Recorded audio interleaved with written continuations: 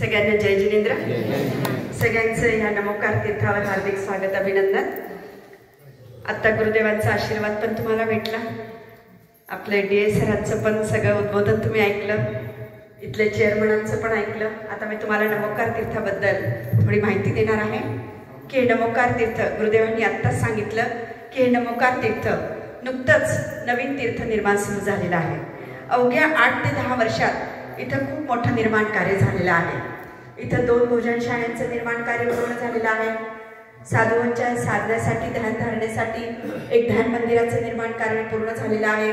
भक्तांच्या निवासासाठी 200 रूमांची धर्मशाळा इथं पूर्ण झालेलं आहे। ज्या मंदिरामध्ये तुम्ही बसलेले आहे इथं आचार्य परंपरांच्या सगळ्या मूर्त्या विराजमान आहेत। सगळ्या गुरूंच्या मूर्त्या इथं स्थापित करण्यात आलेल्या आहेत। म्हणून ह्याला, आणि इथे सगळे गुरु महाराज राहतात, म्हणून ह्याला गुरु मंदिर नाव देण्यात आलेलं आहे। आणि आता मुख्य निर्माण जे कार्य सुरू आहे इथं ते म्हणजे विश्वातलं सगळ्यात मोठं समोशरण। आजपर्यंत आपण खूप समोशरणांचे दर्शन केले असतील, पण कुठल्या तरी एखाद्या छोट्या मंदिरामध्ये किंवा एखाद्या छोट्या हॉलमध्ये किंवा एखाद्या रूममध्ये आपण समोशरणाचे दर्शन केले असतील, पण इथलं जे समोशरण बनत आहे हे विश्वातलं सगळ्यात मोठं समोशरण 5.5 एकरमध्ये हे समोशरण बनत आहे। आणि या समोशरणाची वैशिष्ट्यता असणार आहे, हे समोशरण बोलकं समोशरण असणार आहे। या समोशरणामध्ये 10,000 प्रश्नांचं क्वेश्चन बँक असणार आहे। कारण आजकाल आपल्याला लहान मुलं विचारतात की आपले मुनी महाराज नग्नच का राहतात, पायीच का विहार करतात, केश का करतात, उभ्या उभ्या का हात करतात, या सगळ्या प्रश्नांचं उत्तर मला तिथं हेडफोन दिले जातील। त्या हेडफोनाच्या माध्यमातून या समोशरणाचं वैशिष्ट्य असं असणार आहे, जसं आपल्याला माहिती आहे की तीर्थंकरांची जी वाणी आहे ती आपल्याला ज्या भाषेमध्ये पाहिजे आहे त्या भाषेमध्ये ऐकायला भेटते, तसं या समोशरणाचं अजून एक वैशिष्ट्य असणार आहे की ज्या भाषेमध्ये, ज्या लँग्वेजमध्ये आपण प्रश्नांचे उत्तर आपल्याला आन्सर पाहिजे आहे, जसं तुम्ही कर्नाटकमधले आहे तर तुम्हाला जर कन्नड भाषेमध्ये पाहिजे असतील, मराठी भाषेमध्ये पाहिजे असेल, ज्या भाषेमध्ये तुम्हाला उत्तर पाहिजे आहे त्या भाषेमध्ये तुम्हाला तिथे ते उत्तर तुम्हाला मिळणार आहे। हे नमोकार तीर्थाचं समोशरणाचं वैशिष्ट्य असणार आहे। अजून दुसरं नमोकार तीर्थाच्या समोशरणाचं वैशिष्ट्य आहे की आजपर्यंत तुम्ही खूप मूर्त्यांचे दर्शन केले असतील, कुठली मूर्ती तुमच्याशी बोलली का?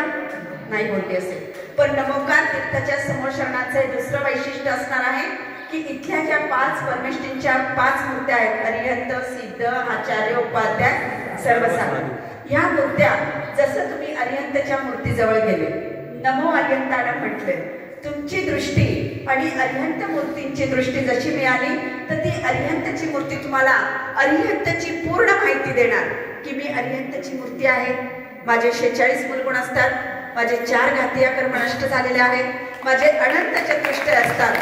म्हणून गुरुदेवांनी ह्याला जैन नॉलेज सिटी म्हणून पण नाव दिलेलं आहे, कारण चालता फिरता पण तुम्हाला पूर्ण जैन धर्माचं नॉलेज मिळणार आहे।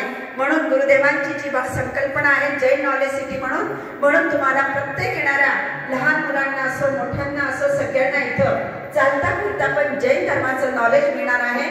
म्हणून ह्याला जैन नॉलेज सिटी म्हणून पण नाव दिलेलं आहे। तर अशा हे समोशरण पूर्ण 75 करोड रुपयाच्या लागतने बनत आहे। तर या समोशरणामध्ये खूप मोठमोठ्या योजना पण आहेत, जसं रूमसाठी 2,51,000ची राशी ठेवण्यात आलेली आहे।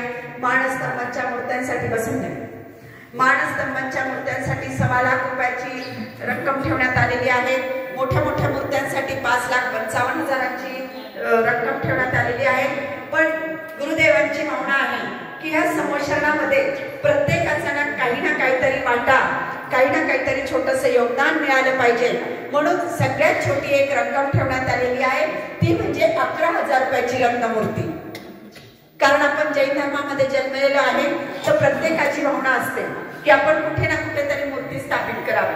म्हणून गुरुदेवांनी ही सगळ्यांची भावना लक्षात घेऊन फक्त 11,000 मध्ये तुम्हाला तिथं रत्नमूर्ती स्थापित करण्याचं सौभाग्य मिळणार आहे। जर तुमच्यापैकी जर कोणाची जर भावना होत असेल की अशा या बोलक्या समोशरणामध्ये आपल्याही हाताने जीविंब स्थापित व्हावं, म्हणून 11,000 रुपयाच्या रत्नमूर्तीसाठी ज्यांची भावना होत असेल की अशा ह्या समोशरणामध्ये एक जीविंब आपल्या कुटुंबातर्फे पण ठेवलं जावं। तर अशा ह्या 11,000 रुपयाच्या रत्नमूर्तीमध्ये आपलं नाव देऊन तुम्ही पुण्य प्राप्त करायचं आहे। आजच आपल्याला त्याची रक्कम द्यायची नाही, तुम्हाला फक्त आज स्वीकृती द्यायची आहे।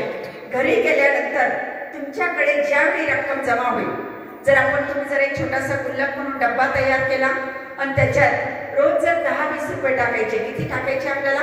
10 ते 20 रुपये। 10 ते 20 रुपये टाकल्यानंतर तुमच्याकडे ज्यावेळी ही रक्कम जमा होईल त्यावेळी तुम्हाला ही रक्कम इथं पाठवायची आहे।